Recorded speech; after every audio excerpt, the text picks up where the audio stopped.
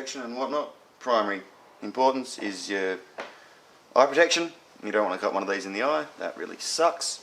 So these are the little standard ones that come with your blaster in the box.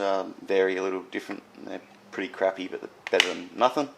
These are a little bit better, they're like woodworking grade impact. And then these ones a little bit better again. Having a tint, being in Australia it's often hot and sunny and whatnot. We're starting to get stylish here. Yeah, and then these ones are fancier again, you know, rated for higher impact again, and also better lensing. What's the word? Better quality materials in the lens and better finish. What's it called? Polarization. Polarization. Yeah. Oh, it's polarized. Yeah, okay. yeah, it makes a big difference to the glare. Yeah, especially moving from shadow to sunlight. Otherwise, you cop a lot of glare if your polarization is shit. And you don't want that, especially if you're going, say, from outdoors, like you mentioned, into a close quarter.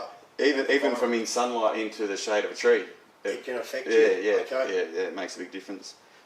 Face masks are something that people often go for because being hit in the face kind of sucks. It's not fun. I mean, it's part of the game, sure, but yeah, it still hurts in the lip. And make sure there's water when it gets you on the nose, depending on who's got what on the other end of it. And then at the further extreme, you've got the full sort of paintball mask rig. And that's sometimes a little bit too much. Good for kids, good for CQB, but you can't hear much and it gets pretty hot in there. Does look very cool though. Yeah, it does have the style. Does look dope. Oh, yeah.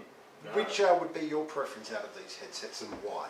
Well, I generally go for my bowlays and maybe a half mask on just on the bottom, which I haven't ordered yet anyway. Yeah, one we haven't got here is often just pretty much like this section here. Ah, okay. You know what I mean? Because it does suck, as my bro said, to get shot in the jaw and nose and stuff. I mean, it's not that bad, but it is pretty annoying. So if I was going to go to big games, I'd probably have, just the bottom half mask. Because these two tend to get a bit hot. They're probably better for people that don't want to get hit anywhere. But then, a good hat will do the same thing anyway. But yeah, good quality glasses that'll work. And for example, these come with a mesh. So if you pop the mesh out and wear goggles underneath, it's going to be a lot better because that mesh is generally designed to stop airsoft pellets, not gel soft as well. So. Okay. Yeah, that's a lot of mush ball. Yeah, you get a lot of mush eyeball. Yeah. So for someone beginning though, all they probably want is one of the glasses on the side to start with. Yeah, maybe definitely. One of the cheaper ones until and even just a bit of cloth over their face, like a what do they call it? Yeah, a scarf or a wool. If it wasn't Bandana. too hot. Yeah, like a bandana. That's what I was after. A wool scarf if you don't want any pain. Would be, Winter, perfect. Yeah, exactly, would be perfect.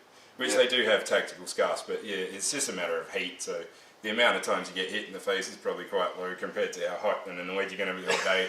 So it's the same with body armour. I mean, you can wear armour; it does tend to get too hot. So as I like to say, there's a coefficient there. Exactly. What's the coefficient? Well, there's a trade-off between, like Neil was saying, there's between how comfortable you're going to be, Yes. running around, and how much protection you want. Yes. Exactly.